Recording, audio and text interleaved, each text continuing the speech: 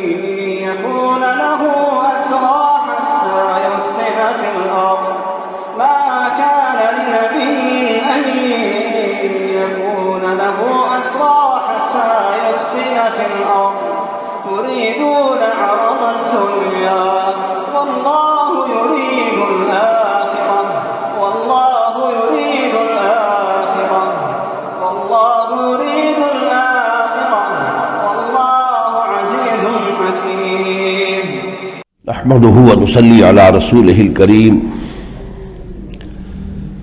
اما بعد فاعوذ بالله من الشيطان الرجيم بسم الله الرحمن الرحيم واتل عليهم نبأ الذي آتيناه آياتنا فانسلخ منها فأتبعه الشيطان فكان من الغاوين ولو شئنا لرفعناه بها ولكنه أخلد إلى الأرض واتبع هواه فمثله كمثل الكلب إن تحمل عليه يلهث أو تتركه يلهث ذلك مثل القوم الذين كذبوا بآياتنا فاقصص القصص لعلهم يتفكرون صدق الله العظيم رب اشرح لي صدري ويسر لي أمري واحلل عقدة من لساني يفقهوا قولي اللهم ربنا الہمنا رشدنا واعذنا من شرور انفسنا اللهم ارنا الحق حقا وارزقنا اتباعه وارنا الباطل باطلا وارزقنا اجتنابه اللهم وفقنا لما تحب وترضى وتقبل منا فإنك خير المتقبلين آمین یا رب العالمین۔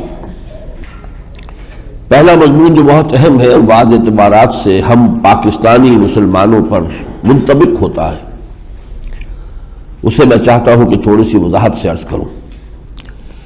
وَاتْلُ عَلَيْهِمْ نَبَأَ الَّذِي آتَيْنَاهُ آيَاتِنَا، اے نبی ان لوگوں کو اس شخص کی خبر سنائیے، حالات بتائیے جسے ہم نے اپنی آیات عطا فرمائی تھی۔ فَانْسَلَخَ مِنْهَا، تو وہ ان میں سے نکل بھاگا۔ اتبعہ الشیطان، تو پھر شیطان اس کے پیچھے لگ گیا۔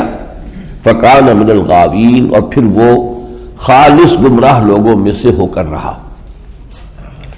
یہ ایک شخص تھا بلعام بن باورہ، بنی اسرائیل میں، بہت ہی عابد و زاہد اور عالم شخص۔ اس کے زہد کے بڑے چرچے تھے، اس کی نیکی کا بڑا شہرہ تھا، لیکن یہ ہے کہ ایک عورت کے اغوا میں آ کر اور اس کے پیچھے پڑ کر اس نے اپنی ساری نیکی اور سارا تقوی اور سارا زہد اور سارا وہ مقام اور مرتبہ جو اللہ نے دیا تھا وہ گنوا لیا۔ معلوم ہوتا ہے کہ صاحب کرامات بزرگ تھا۔ الذی آتیناہ آیاتنا، مراد یہ بھی ہو سکتی ہے کہ ہم نے اپنی آیات کا علم عطا کیا تھا، اور یہ بھی کہ اسے کچھ کرامات بھی عطا کی تھی، لیکن یہ کہ ایک نفسانی خواہش جو ہے وہ اس کی تباہی کا سبب بن گئی۔ پھر توجہ کیجئے کہ پہلے وہ خود نکل بھاگا ہے، پھر شیطان اس کے پیچھے لگا ہے۔ شیطان کو انسان پر یہ اختیار نہیں ہے کہ وہ زبردستی اسے کسی غلط راستے پر لے آئے، وہ ترغیب دے گا، جو بھی کرے گا، لیکن ان عبادی لیس لک علیہم سلطان۔ اللہ تعالیٰ نے ابتدائے آفرینشی میں جب اس نے مہلت مانگی تھی تو بار بار قرآن میں آتا ہے کہ میرے بندوں پر تمہیں اختیار کوئی نہیں ہوگا۔ تو خود وہ جو ہے نفسانیت کی راہ پر پڑا ہے، تو پھر اب شیطان نے اس کا پیچھا لے لیا، اور پھر جسے ہم کہتے ہیں کولوکیل لینگویج میں برے کو گھر تک پہنچا کر چھوڑا، آخری حد تک جو ہے اس کو اس کی گمراہی کی آخری حد تک پہنچا دیا۔ وَلَوْ شِئْنَا لَرَفَعْنَاهُ بِهَا، ہم نے اسے جو اپنی آیات عطا کی تھی، ہم چاہتے تو اسے اور بلند کرتے ان کے ذریعے سے، اس کے روحانی مقامات ہم اور بلند کرتے۔ وَلَكِنَّهُ أَخْلَدَ إِلَى الْأَرْضِ، لیکن وہ تو زمین ہی کی طرف بیٹھتا چلا گیا، زمینی خواہشات۔ یہ ہمارا حیوانی وجود زمین سے آیا ہے، اور اس کی خواہشات ساری زمینی خواہشات ہیں، یہ ہمیں نیچے کو گھسیٹتی ہیں، پستی کی طرف لے کر جاتی ہیں۔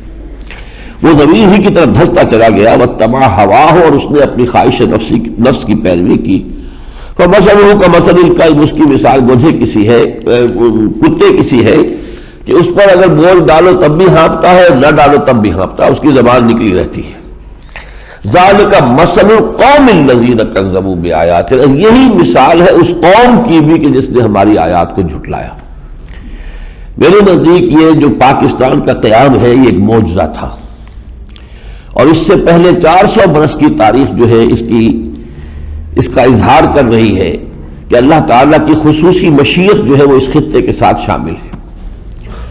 پہلے 1000 برس تک سارے مجددین عالم عرب میں ہوئے، اور 11ویں صدی سے مجددین کی جو بعثت ہے ان کا ظہور اس بر صغیر ہند و پاک میں شروع ہوا۔ مجدد الفسانی، شاہ ولی اللہ دہلوی، سید احمد بریلوی، پھر شیخ الہند علامہ اقبال، مولانا مودودی، مولانا الیاس، ان کے معیار کی کوئی شخصیت پورے عالم اسلام میں اس پورے عرصے میں پیدا نہیں ہوئی۔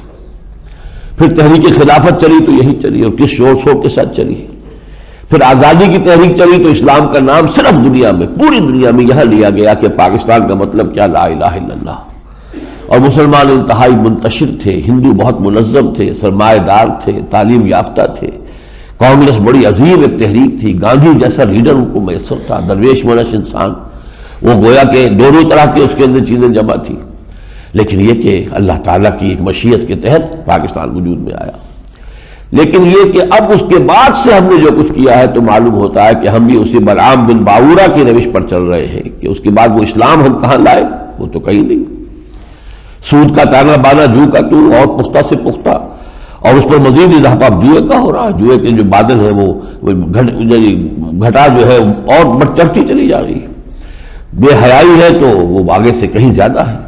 تو صورتحال یہ ہے کہ ہم بھی در حقیقت ذالک مثل القوم الذین کذبوا بآیاتنا، یہی مثال اس قوم کی بھی ہے کہ جو اپنی اللہ کی آیات کو جھٹلائے۔ فاقصص القصص لعلہم یتفکرون، تو اے نبی آپ یہ واقعہ سنا دیجئے اور یہ واقعات لوگوں کے سامنے بیان کر دیجئے، شاید کہ وہ غور و فکر سے کام لیں۔ تو ہمارے لیے یہ ایک لمحہ فکریہ ہے۔ اس کے بعد اسی رکوع میں ایک اور مضمون آیا ہے کہ یہ دنیا میں جتنے انسان چلتے پھرتے نظر آتے ہیں، حقیقت میں یہ سب کے سب انسان نہیں ہیں۔ ان میں بہت بڑی تعداد انسان نما حیوانات کی ہے۔ یہ کون لوگ ہیں؟ جنہوں نے اپنے روحانی وجود کو دبا کر اس کو ختم کر کے گویا کہ اپنے اس خاکی وجود میں اس کا مقبرہ تیار کیا ہوا ہے۔ اب یہ چلتے پھرتے مقبرے ہیں۔ انسان جو حیوان ہے، اس میں انسان مر چکا، اب حیوان انسان ہے جو چل رہا ہے، اس کے اندر اس کی روح کا مقبرہ ہے۔ لہذا ان کی کیفیت کیا ہے کہ وہ حیوانات سے بھی گئے ادھرے، اور آخر کار یہی لوگ ہوں گے جو جہنم کا ایندھن بنیں گے۔ فرمایا وَلَقَدْ ذَرَأْنَا لِجَهَنَّمَ كَثِيرًا مِنَ الْجِنِّ وَالْإِنسِ، ہم نے بہت سے جنوں اور انسانوں کو جہنم کا ایندھن بننے کے لیے چھوڑ دیا ہے۔ لَهُمْ قُلُوبٌ لَا يَفْقَهُونَ بِهَا، ان کے دل ہیں لیکن وہ اس سے غور و فکر نہیں کرتے۔ وَلَهُمْ أَعْيُنٌ لَا يُبْصِرُونَ بِهَا، آنکھیں تو ہیں دیکھتے نہیں ہیں۔ دیکھنا حیوانوں کا سا دیکھنا دیکھتے ہیں۔ گاڑی سڑک پر آ رہی تھی، میں نے بھی دیکھا، میں بھی بچ گیا، کتے نے بھی دیکھا، وہ بھی بچ گیا۔ میرے اور کتے کے دیکھنے میں کوئی فرق نہیں ہے۔ اصل حقیقت تو یہ ہے کہ جس چیز کو انسان دیکھ رہا ہو اس کی جو باطنی حقیقت ہے اس کو پہچانے۔ اہل نظر ذوق نظر خوب ہے، لیکن جو شے کی حقیقت کو نہ دیکھے وہ نظر کیا۔ اسی لیے حضور فرمایا کرتے تھے دعا کے طور پر، اللہم ارنی حقیقت الاشیاء کما ہی، اے اللہ یہ اشیاء تو سب کو نظر آ رہی ہے جیسے مجھے نظر آ رہی ہے، لیکن مجھے تو حقیقت اشیاء پر مطلع فرما جیسے کہ وہ فی الواقع ہیں۔ وَلَهُمْ آذَانٌ لَا يَسْمَعُونَ بِهَا، ان کے کان ہیں لیکن سنتے نہیں ہیں، وہ حیوانوں کا سا سننا سن رہے ہیں۔ دیدن دیگر آموز شنیدن دیگر آموز، ایک اور طرح کا دیکھنا سیکھو اور ایک اور طرح کا سننا سیکھو۔ اولئک کالانعام، یہ چوپایوں کے مانند نہیں، بل ہم اضل، بلکہ ان سے بھی زیادہ گمراہ۔ کیوں؟ اس لیے کہ حیوانات کو تو پیدا ہی اس سطح پر کیا گیا، ان کے لیے وہ شرف ہے ہی نہیں کہ جو انسان کو دیا گیا۔ انسان کو تو پیدا کیا گیا لقد خلقنا الانسان فی احسن تقویم، پھر اس منصب پر اس مقام پر پیدا ہونے کے بعد اگر وہ حیوانوں کی سطح پہ جا کھڑا ہوتا ہے، صف میں کھڑا ہو جاتا ہے، تو گویا کہ وہ بل ہم اضل اس کا مستحق ہے۔ اولئک هم الغافلون، اور یہی وہ لوگ ہیں کہ جو بالکل غافل ہیں، انہیں فکر ہی نہیں ہے۔ حیوانوں کی طرح جیسے کہ حیوان چرتا ہے، پانی پیتا ہے، زندہ رہتا ہے، بس کھایا پیا اور اپنی جنسی خواہش پوری کی، اللہ خیر صلی اللہ، کوئی فکر ہی نہیں میں ہوں کون، کہاں سے آیا ہوں، جا کہاں رہا ہوں، زندگی کا مال کیا ہے، نتیجہ کہیں نکلنے والا ہے نہیں نکلنے والا ہے، زندگی کا مقصود کیا ہے، سوچتے ہی نہیں، غافل۔ وَلِلَّهِ الْأَسْمَاءُ الْحُسْنَىٰ فَادْعُوهُ بِهَا، اور دیکھو تمام اچھے نام اللہ کے ہیں، بس اللہ کو پکارا کرو ان ناموں کے ذریعے سے۔ یہ نام اسی لیے تلقین کیے گئے کہ ان کے ناموں کے ذریعے سے اللہ کو پکارا جائے، یا ستارو یا غفارو، یہ جو اس طریقے سے اللہ کو پکارنا ہے۔ وَذَرُ الَّذِينَ يُلْحِدُونَ فِي أَسْمَائِهِ، ذَرُ الَّذِينَ يُلْحِدُونَ فِي أَسْمَائِهِ، جو لوگ اللہ کے ناموں میں کجی پیدا کرتے ہیں ان کو دفع کیجئے، ان کو چھوڑ دیجئے۔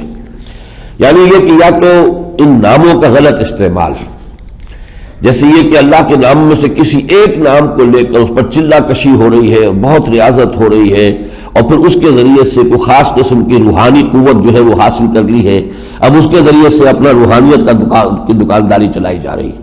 یہ اللہ کے اسماء کا غلط استعمال ہے۔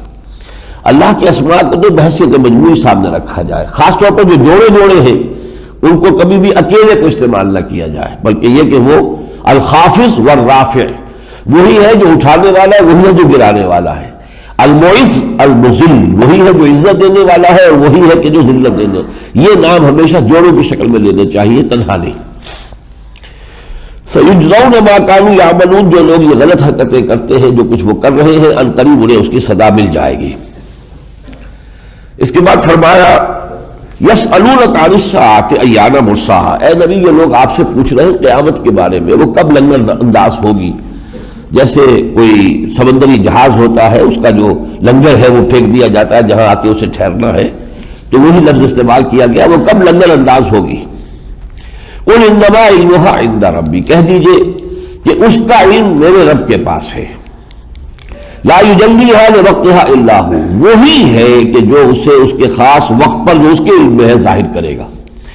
یہ علم کسی کے پاس نہیں، کسی فرشتے کے پاس نہیں ہے اور کسی نبی کو نہیں دیا گیا، یہاں تک کہ حضور نے فرمایا صلی اللہ علیہ وسلم حدیث جبرائیل میں صاف جب یہ پوچھا گیا کہ اخبرنی عن الساعہ، اب مجھے ذرا خبر دیجیے قیامت کے بارے میں، تو آپ نے فرمایا بل مسئول عنہا بعالم من السائل، تو اس جس سے پوچھا جا رہا ہے وہ زیادہ نہیں جانتا اس سے کہ جو پوچھ رہا ہے، یعنی یہ کہ یہ علم اللہ نے کسی کو نہیں دیا ہے۔ یسألونک کأنک حفی عنہا، آپ سے تو یہ ایسے سوال کرتے ہیں کہ جیسے آپ اسی کھوج کے اندر لگے ہوئے ہیں، حالانکہ آپ کا اس سے کوئی تعلق نہیں ہے۔ آپ کا کام ہے حق کی دعوت کو پہنچا دینا، اس میں آپ کی توجہات ہیں۔ قل انما علمها عند اللہ ولکن اکثر الناس لا یعلمون، کہہ دیجئے کہ اس کا علم اللہ کے پاس ہے، لیکن یہ کہ اکثر لوگ علم نہیں رکھتے۔ اب یہ توحید کا عظیم خزانہ ہے جو آ رہا ہے اگلی آیت میں، قل لا املک لنفسی نفعا ولا ضرا الا ما شاء اللہ، کہہ دیجئے مجھے تو خود اپنی جان کے بارے میں بھی اختیار نہیں ہے، نہ کسی نقصان کا نہ کسی نفع کا، سوائے اس کے جو اللہ چاہے، ہوتا وہ ہے جو اللہ چاہتا ہے۔ تو مجھ سے تم مطالبے طرح طرح کے کر رہے ہو، تو میں نے تو کبھی دعویٰ کیا ہی نہیں، لا املک لنفسی نفعا ولا ضرا الا ما شاء اللہ ولو كنت اعلم الغیب لاستكثرت من الخیر وما مسنی السوء، اور اگر مجھے غیب کا علم حاصل ہوتا تو میں تو بہت سا خیر جمع کر لیتا اور مجھے کوئی تکلیف کبھی پہنچتی ہی نہ۔ تو معلوم ہوا کہ مجھے غیب کا علم بھی حاصل نہیں، غیب کا علم حاصل تھا اتنا ہی جتنا اللہ نے دیا۔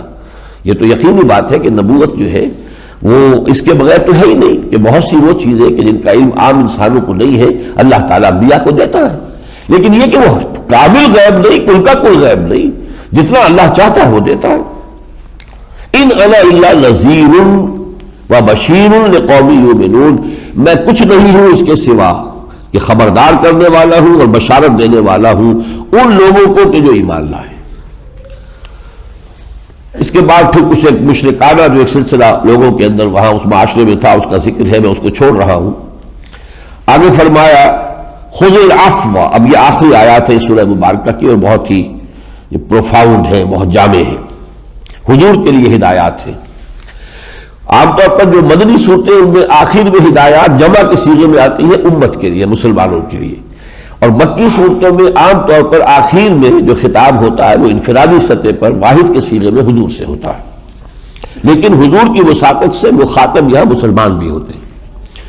خذ العفو وامر بالعرف واعرض عن الجاہلین، اے نبی آپ معاف کرنے کی عادت ڈال لیجئے، پختہ کر لیجئے، کوئی کچھ کہے، کوئی آ کر آپ کو مجنون کہہ جائے، کوئی پاگل کہہ جائے، کوئی جھوٹا کہہ جائے، سن لیجئے، معاف کیجئے۔ خذ العفو، اس عادت کو مضبوطی سے پکڑ لیجئے۔ وامر بالعرف، اور نیکی کا، بھلائی کا آپ حکم دیتے رہیے۔ واعرض عن الجاہلین، اور جاہلوں سے اعراض کیجئے۔ اگر کوئی معلوم ہو کہ یہ زندہ پر آ گیا ہے، بات سمجھنا چاہتا نہیں ہے، خامخواہ الجھ رہا ہے، تو قالوا سلاما، جیسے سورہ فرقان میں آیا ہے وَإِذَا خَاطَبَهُمُ الْجَاهِلُونَ قَالُوا سَلَامًا، سلام کہہ کے علیحدہ ہو جائیں کہ بھائی میری بات آپ کی سمجھ میں نہیں آ رہی ہے اور کچھ آپ کی بات بھی میری سمجھ میں اس وقت نہیں آ رہی ہے، تو پھر کبھی بات کریں گے، بجائے اس کے کہ بحث میں جو ہے انسان وہ بحثم بحثا اور اس کے اندر جوش و خروش اور پھر جھگڑا اور فساد اور ہو جائے، تو پھر یہ کہ وہ آواز بلند ہونے کے ساتھ ساتھ ہاتھا پائی بھی شروع ہو جائے۔ وَإِمَّا يَنزَغَنَّكَ مِنَ الشَّيْطَانِ نَزْغٌ، اور اگر کبھی آپ کو شیطان کی جانب سے کوئی چھوٹ لگ ہی جائے، کیا مطلب؟ طیش آ ہی جائے، اس نے مجھے یہ کہہ دیا، غصہ آ جائے، آخر یہ جو ہے بشریت ہے وہ تو حضور میں بھی تھی نا، جذبات بھی تھے، صدمہ بھی ہوتا تھا، ہم پڑھ چکے ہیں، ہمیں معلوم ہے کہ آپ کا سینہ بھیجتا ہے، آپ کو لَيَحْزُنُكَ الَّذِي يَقُولُونَ، جو کچھ یہ کہہ رہے ہیں اس سے آپ کو افسوس ہوتا ہے۔ تو اگر کہیں آپ کے نفس میں اشتعال آ ہی جائے، اور وہ اشتعال ہوگا نتیجہ شیطان کی کچھ چھوٹ کا، وَإِمَّا يَنزَغَنَّكَ مِنَ الشَّيْطَانِ نَزْغٌ فَاسْتَعِذْ بِاللَّهِ، تو فوراً استعاذہ کیجئے، اللہ کی پناہ میں آ جائیے، کہیے اعوذ باللہ من الشیطان الرجیم، انہ سمیع علیم، یقیناً وہ سب کچھ سننے والا اور جاننے والا ہے۔ ان الذین اتقوا اذا مسهم طائف من الشیطان تذکروا فاذا هم مبصرون، یقیناً وہ لوگ جو تقوی پر کاربند ہیں، جب ان پر کسی شیطان کا سایہ کچھ پڑ جاتا ہے تو وہ فوراً ہوش میں بھی آ جاتے ہیں، یعنی تھوڑی سی دیر کے لیے تو ان پر ٹرانزسٹری ایک اثر تو ہوتا ہے، لیکن یہ کہ پھر فوراً وہ ہوش میں آتے ہیں۔ جیسے سورہ نساء میں ہم نے پڑھا تھا کہ یعملون السوء بجہالۃ ثم یتوبون من قریب، کہ جہالت میں، نادانی میں، جذبات کی رو میں بہہ کر کوئی غلط حرکت تو کر بیٹھے لیکن فوراً ہوش میں آئے کہ اللہ کیا میں کر بیٹھا ہوں، یہ مجھ سے کیا خطا ہو گئی ہے، میں کیا اندھا ہو گیا تھا، میں کس طرح جذبات میں بہہ گیا تھا، فوراً اللہ کی جناب میں جو ہے وہ رجوع کریں۔ وہی نقشہ یہاں ہے ان الذین اتقوا اذا مسهم طائف من الشیطان تذکروا فاذا هم مبصرون، وہ فوراً جو ہے ہوش میں آتے ہیں اور پھر انہیں حقائق نظر آ جاتے ہیں۔ وَإِخْوَانُهُمْ يَمُدُّونَهُمْ فِي الْغَيِّ، اور جو ان کے بھائی ہوتے ہیں شیاطین کے، انہیں وہ خوب لے کر پھر اس کجی کے راستے پر کھینچتے چلے جاتے ہیں، یعنی وہ تو چونکہ انہی کے مرید ہیں، انہی کے ساتھی ہیں، تو ان کے اندر اشتعال بھی آیا، غصہ بھی آیا، پھر انہوں نے اور بھی جو کچھ بکواس کی، زبان سے بھی کی، سب کچھ کیا، تو وہ شیطان کے اثرات ان کے اوپر بڑھتے چلے جاتے، ثم لا یقصرون، اور پھر وہ کوئی کمی نہیں کرتے۔ وَإِذَا لَمْ تَأْتِهِمْ بِآیَةٍ قَالُوا لَوْ لَاجْتَبَیْتَهَا، اور جب اے نبی آپ نے ان کے سامنے ان کے جو مطالبہ تھا اس کے مطابق کوئی معجزہ پیش نہیں کیا، تو اب یہ کہہ رہے ہیں کہ کیوں نہ آپ نے کوئی ایک ان میں سے جو ہم نے مطالبے کیے تھے ان میں سے کوئی ایک ہی آپ چن لیتے، پسند کر لیتے، ہمیں تو ایک معجزہ دکھا دیتے۔ قُلْ إِنَّمَا أَتَّبِعُ مَا يُوحَىٰ إِلَيَّ رَبِّي، کہہ دیجئے میں تو خود پیروی کر رہا ہوں، پابند ہوں اس کا جو میرے رب کی طرف سے مجھ پر وحی کی جا رہی ہے۔ ھذا بصائر من ربکم، یہ تمہارے رب کی طرف سے سوجھ کی باتیں ہیں، تمہاری آنکھیں کھولنے کے لیے، وہدی اور ہدایت ہے، ورحمۃ لقوم یؤمنون، اور رحمت ہے ان کے لیے جو ایمان لائے۔ وَإِذَا قُرِئَ الْقُرْآنُ فَاسْتَمِعُوا لَهُ وَأَنصِتُوا لَعَلَّكُمْ تُرْحَمُونَ۔ اور دیکھو جب کبھی قرآن پڑھا جا رہا ہو تو پوری توجہ سے کان لگا کر سنا کرو اور خود خاموش رہا کرو تاکہ تم پر رحم کیا جائے۔ یہ قرآن مجید کا اپنا ایک حق ہے۔ وَاذْكُرْ رَبَّكَ فِي نَفْسِكَ تَضَرُّعًا وَخِيفَةً، اور اپنے رب کو اپنے دل میں یاد کرتے رہا کرو گڑ گڑاتے ہوئے۔ اللہ تعالیٰ کے سامنے تو عاجزی کرنی ہے بندے کو، انتہائی عاجزی کے ساتھ۔ جیسے حضور کی ایک دعا ہے، چونکہ قرآن کا تذکرہ بھی یہاں آیا ہے تو قرآن کے لیے جو اللہ کے رسول کی ایک دعا ہے اس میں یہ کہ یہ عاجزی کی انتہا ہے۔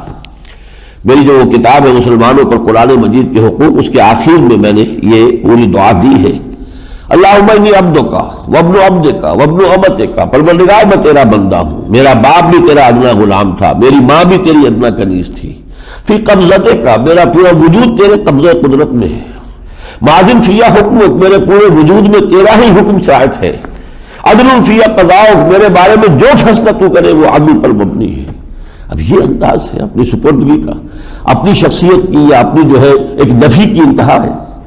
پھر دعا کی ہے، اسألک بکل اسم ہو لک سمیت بہ نفسک وعلمتہ احدا من خلقک وانزلتہ فی کتابک واستأثرت بہ فی مکنون عندک، میں تیرے تمام ناموں کے حوالے سے واسطے سے تجھ سے استدعا کرتا ہوں، وہ نام جو تو نے کسی کتاب میں نازل کیے، وہ نام جو تو نے کسی بندے کو سکھائے، وہ نام جو تو نے اپنے پاس خاص اپنے خزانے میں ابھی رکھے ہوئے جو کسی کو نہیں بتائے، میں ان تمام ناموں کے حوالے سے کہتا ہوں ان تجعل القرآن ربیع قلبی، اس قرآن کو میرے دل کی بہار بنا دے، ونور صدری، میرے سینے کا نور بنا دے، ان تجعل القرآن ربیع قلبی ونور صدری وجلاء حزنی، میرے حزن اور رنج کو دور کرنے کا ذریعہ بنا دے، تو یہ ذہاب ہمی و غمی، میرے تفکرات اور میرے غموں کا ازالہ بنا دے۔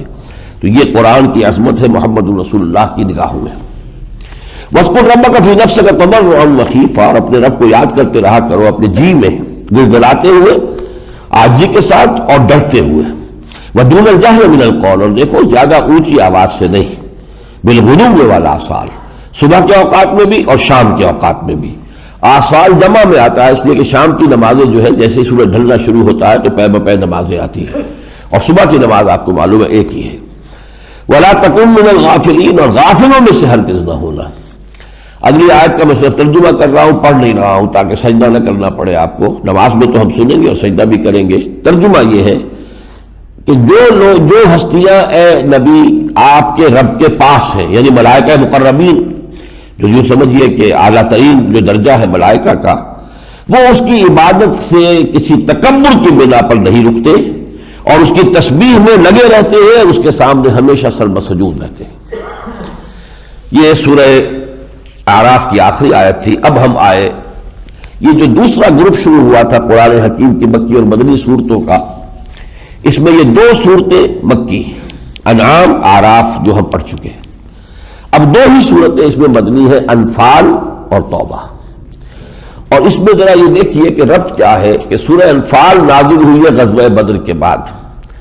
غزوہ بدر ہو رہا ہے سن 2 ہجری میں رمضان مبارک میں، اور جو سورہ توبہ کا اکثر و بیشتر حصہ ہے وہ سن 8 اور 9 ہجری میں نازل ہو رہا ہے، فصل بہت ہے۔ پھر ان کو یہاں جوڑ کیوں دیا؟ پھر یہ کہ یہ کیوں فرق ہوا کہ سورہ بقرہ کے فوراً بعد ہمیں معلوم ہے کہ غزوہ بدر ہو گیا تھا نزول کے فوراً بعد، اور اس کے بعد جو ہے سورہ انفال نازل ہوئی تو اس کے فوراً بعد سورہ انفال آ جاتا۔ وہاں پر اگر انفال ہوتی تو وہ ایک ترتیب جو ہے زمانی اعتبار سے ہوتی، لیکن یہاں معنوی ترتیب جو ہے وہ پیش نظر ہے۔ وہ کیا ہے؟ سورہ اعراف اور سورہ انعام میں مشرکین عرب پر اتمام حجت کر دیا گیا۔ وہ آیتیں ہم کل پڑھ چکے ہیں کہ دیکھو مبادہ تم یہ کہتے کہ ہم سے پہلے کتاب نازل کی گئی 2 گروہوں پر، ہمیں تو علم ہی نہیں تھا اس کتاب کا، تو ہم سے مواخذہ کیسا، ہم سے محاسبہ کس بنیاد پر؟ یا مبادہ تم کہتے کہ اگر ہمیں کوئی کتاب دی جاتی تو ہم ان سے کہیں زیادہ اس کی قدر کرتے اور کہیں زیادہ ہدایت پر ہوتے۔ اب دیکھو آ گئی کتاب تمہارے پاس جس نے کہ تمہارے سامنے حق کو مبرہن کر دیا ہے، واضح کر دیا ہے، روشن کر دیا۔ اب ایمان لاؤ، اسی میں تمہارا خیر ہے۔ یہ تو ہوا وہ معاملہ۔ پھر یہ کہ وہ تم عہد الست جو کر کے آئے تھے، الست بربکم قالوا بلی، وہ بھی تمہیں یاد دلا دیا گیا۔ اب اگر نہیں مانتے ہو تو جیسا کہ سنت الہی رہی ہے رسولوں کے باب میں، اگر حضرت نوح کی قوم نے رد کیا تو ہلاک کر دی گئی، غرق کر دی گئی۔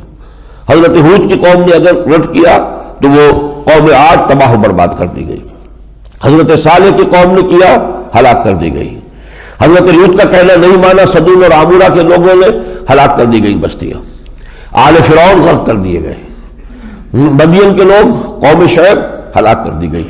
اب یہ ہلاکت جو اہل مکہ پر آ رہی ہے وہ ہے ایک مختلف شکل میں، جیسے پہلے بھی مختلف شکل میں عذاب آئے ہیں۔ قوم نوح کو ان کے اپنے گھروں میں، اپنی آبادیوں میں غرق کیا گیا، وہی طوفان آیا، وہیں پر بارش اوپر سے برسی، زمین پھٹی، اس میں سے پانی نکلا، اور وہیں پر، کہیں اور لے جا کر نہیں۔ لیکن آل فرعون کو ان کے گھروں سے نکال کر اور لا کر سمندر میں غرق کیا گیا، تو مختلف رہا ہے۔ یہی معاملہ قریش کے ساتھ، کفار قریش، ان کے جو سردار تھے، جنگ بدر میں ان کو کھینچ کر گویا کہ جیسے سانپ کو بل میں سے نکالا جاتا ہے، مکے سے نکالا گیا، مکہ تو دارالامن تھا، حرم تھا، وہاں سے نکال کر انہیں بدر کے میدان میں لا کر، اور 70 ان کے سرکردہ لیڈر وہاں ختم کیے گئے۔ یہ گویا کہ قریش پر عذاب خداوندی کی پہلی قسط تھی کہ جو غزوہ بدر سے شروع ہوئی ہے۔ چونکہ سورہ انفال کا مضمون وہی ہے، لہذا یہاں انعام و اعراف کے فوراً بعد سورہ انفال آ گئی۔ پھر یہ ان کی وہ سزا جو ہے آخری ہوئی ہے سن 9 میں، جب اعلان عام کر دیا گیا حج کے موقع پر کہ اب صرف 4 مہینے کی مہلت ہے، یا تو مشرکین عرب ایمان لے آئیں ورنہ ان کا قتل عام شروع ہو جائے گا۔ یہ ہے سورہ توبہ کی ابتدائی آیات، 6 آیات جو ہے جو پڑھیں گے ہم۔ تو گویا کہ یہ آخری ان کی توہین اور تذلیل تھی، وہ سب کے سب ایمان لائے، لیکن اب وہ ایمان لائے جان بچانے کے لیے، اب وہ ایمان نہیں کہ جو ایمان لائے مکے والے شروع میں یا مدینے والے۔ تو گویا کہ یہ ان کے لیے ان کی انتہائی رسوائی والا معاملہ ہوا، اور وہ یہ کہ نتیجتاً وہ لوگ ایمان تو لائے، لیکن یہ کہ بہرحال ان کی جو بے عزتی اس میں ہوئی، توہین ہوئی، اسی لیے اس کو المخزیہ کہتے ہیں۔ سورہ توبہ جو اس کا ایک نام مخزیہ بھی، رسوا کرنے والی سورت، یہ ان کا وہ آخری عذاب تھا کہ جو پھر سورہ توبہ میں جس کا ذکر آئے گا۔ بسم اللہ الرحمن الرحیم، یسألونک عن الانفال۔ اے نبی، یہ لوگ آپ سے سوال کر رہے ہیں مال غنیمت کے بارے میں۔ جنگ بدر کے بعد ایک مسئلہ اٹھ کھڑا ہوا، کیونکہ یہ پہلی جنگ تھی۔ اب جو بھی کفار کا مال و اسباب ہاتھ لگا، اس کا کیا کیا جائے، اس کی کیا شکل ہو۔ اس سے پہلے عرب میں یہ تھا جو جس کے ہاتھ لگ گیا بس وہ لے گیا، وہ اس کا مال ہو گیا۔ لیکن یہ کہ اب تو ایک نظم کے ساتھ معاملہ ہونا چاہیے۔ تو یہاں پہلا جواب جو دیا گیا وہ یہ ہے کہ تاکہ جڑ کٹ جائے کسی کی، فرمایا قل الانفال للہ والرسول، کہہ دیجئے انفال یہ مال غنیمت کل کا کل اللہ اور اس کے رسول کا ہے، تمہارا اس میں کوئی حصہ ہی نہیں، چھٹی کرو۔ فاتقوا اللہ واصلحوا ذات بینکم، اللہ کا تقوی اختیار کرو اور اپنے آپس کے معاملات کو درست کر لو۔ اب اس مال غنیمت پر کوئی جھگڑا تمہارے اندر نہ ہو جائے کہ کس کا حق زیادہ ہے، کس کا کم ہے، کون زیادہ لے گیا، کون محروم رہ گیا۔ تم سمجھو کہ یہ سارا مال غنیمت تو اللہ اور اس کے رسول کا ہے۔ ان کنتم مومنین، اگر تم مومن ہو تو اس شے کو ذہناً تسلیم کرو اور اپنے آپس کے معاملے کو درست کرو۔ انما المؤمنون الذين اذا ذكر الله وجلت قلوبهم واذا تليت عليهم آیاته زادتهم ایمانا وعلى ربهم يتوکلون۔ یہ مقام بہت عمدہ ہے، بہت خوبصورت مقام ہے کہ اہل ایمان کی ایک تعریف اس سورہ مبارکہ میں بیان کی جا رہی ہے۔ اس کے 2 اجزاء ہیں، ایک یہاں شروع میں رکھ دیا گیا ہے، جو ایک آخر میں آئے گا، سورہ انفال کے آخر میں۔ جیسے پرکار ہوتی ہے تو پرکار اگر یوں کر دے تو اس کے دونوں بازو جڑے ہوئے ہیں، کھول دے تو ان کے درمیان فصل ہو جاتا ہے۔ تو حقیقی مومن کی تعریف سورہ حجرات میں آئی ہے، انما المؤمنون الذین آمنوا باللہ ورسولہ ثم لم یرتابوا وجاہدوا باموالہم وانفسہم فی سبیل اللہ۔ 2 چیزیں مل کر جو ہے وہ ایمان کی تعریف مکمل کرتی ہیں، ایک تو اللہ اور اس کے رسول پر ایسا ایمان جس میں شک کے کانٹے چبھے نہ رہ جائیں، یقین کی صورت ہو جائے، اور دوسرے جہاد اللہ کی راہ میں۔ یہاں یہ کیا کہ پہلے حصے کو سورہ انفال کے شروع میں لے لیا ہے اور اس کا دوسرا حصہ جو ہے وہ سورہ انفال کے آخر میں آئے گا۔ مومن تو وہ لوگ ہیں کہ جب اللہ کا نام لیا جاتا ہے تو ان کے دل لرز جاتے ہیں، اور جب انہیں اس کی آیات پڑھ کر سنائی جاتی ہے تو ان کے ایمان میں اضافہ ہوتا ہے۔ وعلی ربہم یتوکلون، اور وہ اپنے رب پر پورا توکل اور بھروسہ کرتے ہیں۔ الذین یقیمون الصلاۃ ومما رزقناہم ينفقون، جو نماز قائم کرتے ہیں، جو کچھ ہم نے انہیں دیا ہے اس میں سے ہمارے لیے، ہماری رضا جوئی کے لیے خرچ کرتے ہیں۔ اولئک ھم المؤمنون حقا، یہ لوگ حقیقت میں مومن ہیں، واقعتاً سچے مومن ہیں۔ لہم درجات عند ربہم ومغفرۃ ورزق کریم، ان کے لیے درجے ہیں ان کے رب کی طرف سے، بلند مراتب ہیں اور مغفرت ہے اور بہت اعلیٰ روزی ہے۔ کما اخرجک ربک من بیتک بالحق، یاد کیجئے جیسے کہ نکالا تھا آپ کو آپ کے رب نے آپ کے گھر سے حق کے ساتھ، یعنی غزوہ بدر کے لیے جب روانگی ہوئی آپ کی مدینہ منورہ سے۔ وَإِنَّ فَرِيقًا مِّنَ الْمُؤْمِنِينَ لَكَارِهُونَ، اور اہل ایمان میں سے کچھ لوگ تھے کہ جو اسے پسند نہیں کر رہے تھے، اس میں انہیں جو ہے وہ کسل تھا یا طبیعت میں آمادگی نہیں تھی۔ یہ یہاں سمجھ لیجئے کہ ایک مشورہ ہوا تھا مدینہ منورہ کے اندر ہی۔ وہ مشورہ یہ تھا کہ قافلہ جو ابو سفیان اس وقت کافر تھے اور اب سردار جو ہے وہ خیر بعد میں اکیلے رہ جائیں گے سردار، لیکن سرداران قریش میں سے اس وقت بھی ہیں، تو وہ ایک بڑا قافلہ لے کر گئے تھے شام کی طرف، اور جب قافلہ جا رہا تھا تو حضور نے اس کا تعاقب کیا تھا، اس کا راستہ روکنے کی کوشش کی تھی، انٹرسپٹ کرنے کی کوشش کی تھی، لیکن وہ نکل گیا تھا قافلہ۔ اب جب وہ واپس آ رہا تھا تو حضور کو اطلاع ملی کہ وہ بہت ہی مال کے ساتھ، مال تجارت کے ساتھ لدا پھدا قافلہ آ رہا ہے، تو اس کو انٹرسپٹ کرنے کے لیے آپ نے کہا کہ ہمیں جانا چاہیے اور ہمیں بدر تک پہنچ کر اس قافلے کا راستہ روکنا چاہیے۔ تو کچھ لوگوں نے اس میں وہ جو ہے وہ اپنی آمادگی ظاہر نہیں کی۔ یجادلونک فی الحق بعد ما تبین کانما یساقون الی الموت وهم ینظرون، وہ لوگ حق کے بارے میں تو آپ سے جھگڑتے رہے، اس کے بعد بھی کہ ان پر حق واضح ہو گیا تھا کہ واقعتاً نبی کا ارادہ یہ ہے، نبی کا قصد ہے، لیکن یہ کہ انہیں تو کچھ ایسے محسوس ہو رہا تھا کہ جیسے انہیں موت کی طرف دھکیلا جا رہا ہو۔ اچھا، اس کے بعد جب حضور نکلے ہیں 313 آدمیوں کو لے کر، اور چونکہ کوئی جنگ جو ہے کسی بڑی فوج سے مٹ بھیڑ کا تو کوئی خیال تھا ہی نہیں، وہ تو ایک قافلے کا راستہ روکنا تھا، اور قافلے میں زیادہ 50 اس کے ساتھ جو تھے وہ محافظین تھے، باقی جو ہے سارا مال تجارت تھا، لہذا کوئی ساز و سامان کا اہتمام نہیں ہوا، تقریباً 79 لوگ نکل آئے، جیسے کہ پہلے بھی کچھ حصے کچھ جو ہے قافلوں کا پیچھا کیا گیا تھا۔ لیکن جب کچھ آدھے سے زیادہ راستہ طے کر کے مقام صفرا پر پہنچے تو حضور کو اطلاع ملی کہ وہ قافلہ تو شمال سے آ ہی رہا ہے، لیکن اب جنوب سے مکے سے 1000 کا کیل کانٹے سے لیس لشکر بھی نکل آیا ہے، اور تمام سرداران قریش اس میں شامل ہیں۔ قریش نے اپنی پوری قوت جمع کر کے اور اب وہ جنگ کا فیصلہ کرنے کا فیصلہ کر لیا۔ اب شمال سے قافلہ آ رہا ہے، جنوب سے یہ لشکر چلا آ رہا ہے۔ اب آپ نے ایک اور مجلس مشاورت منعقد کی کہ دیکھو مسلمانوں، صورت اب یہ بن گئی ہے، شام سے قافلہ آ رہا ہے، اس کے ساتھ 50 ہے جو کہ اس کے محافظ ہیں، اور جنوب سے لشکر آ رہا ہے، اور اللہ کا وعدہ یہ ہے کہ ان دو میں سے ایک پر تمہیں ضرور فتح دے گا، یہ بھی اللہ کا وعدہ ہے، تو بتاؤ کدھر چلے؟ اب یہ گویا کہ کوئی بھی کمانڈر جو ہے وہ کسی بھی بڑی جنگ سے پہلے اپنے ساتھیوں کے مورال کا اندازہ کرتا ہے کہ ان کی ہمت اور ان کے جذبات کیا ہیں۔ حضور نے یہ سوال رکھا تو کچھ لوگ کہنے لگے کہ ہمیں قافلے کی طرف چلنا چاہیے، آسانی سے 50 آدمی ہیں، آسانی سے ہم ان پر قابو پا لیں گے، پھر ان کے ہتھیار بھی ہمیں مل جائیں گے، ہم تو نہتے ہی نکل آئے تھے مدینے سے، ہتھیار بھی نہیں ہے ہمارے پاس، پھر جو ہے اس لشکر سے مقابلہ جو ہے وہ ہمارے لیے آسان ہو جائے گا۔ اللہ کا کچھ اور ہی ارادہ تھا، اللہ یہ چاہتا تھا کہ یہ بات کھل جائے کہ 1000 کیل کانٹے سے لیس آدمیوں کو 313 نہتوں نے شکست دے دی، اور تاکہ وہ یوم الفرقان بن جائے، حق واضح ہو جائے کہ اللہ کی تائید و نصرت کس کے ساتھ ہے۔ کیونکہ ابو جہل نے بھی یہ مشہور کر دیا تھا، وہ اس زوم میں آیا تھا کہ 1000 کا لشکر لے کر میں جا رہا ہوں، مسلمانوں کا کہاں ٹھکانہ ہوگا کہ وہ ہمارا مقابلہ کر سکے، تو اس نے کہا تھا یہ یوم الفرقان ہوگا، یہ معلوم ہو جائے گا کہ اب اللہ کس کے ساتھ ہے، اللہ کی تائید کس کے ساتھ ہے، جو جیتے گا بس اللہ بھی اسی کے ساتھ ہے۔ تو اس نے خود اس بات کا اعلان کر دیا تھا، اور اللہ تعالیٰ فی الواقع اسے یوم فرقان بنانا چاہتا تھا، لہذا اللہ کا منشا کچھ اور، رسول کا منشا بھی وہی تھا جو اللہ کا تھا۔ وَإِذْ يَعِدُكُمُ اللَّهُ إِحْدَى الطَّائِفَتَيْنِ أَنَّهَا لَكُمْ، اور یاد کرو جب کہ اللہ تعالیٰ وعدہ کر رہا تھا تم سے کہ 2 جماعتوں میں سے، 2 گروہوں میں سے ایک پر تمہیں ضرور فتح حاصل ہو جائے گی، یا قافلہ یا جو لشکر۔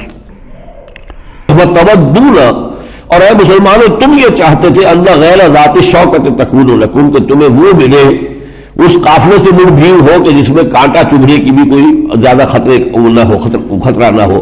وَيُرِيدُ اللَّهُ أَن يُحِقَّ الْحَقَّ بِكَلِمَاتِهِ، اللہ یہ چاہتا تھا کہ اپنے کلمات کے ذریعے سے حق کا حق ہونا واضح کر دے، وَيَقْطَعَ دَابِرَ الْكَافِرِينَ، اور کافروں کی جو ہے کمر توڑ دے، لِيُحِقَّ الْحَقَّ وَيُبْطِلَ الْبَاطِلَ، تاکہ حق کا حق ہونا ثابت ہو جائے اور باطل کا باطل ہونا ثابت ہو جائے، وَلَوْ كَرِهَ الْمُجْرِمُونَ، چاہے یہ مجرموں کو کتنا ہی ناگوار ہو۔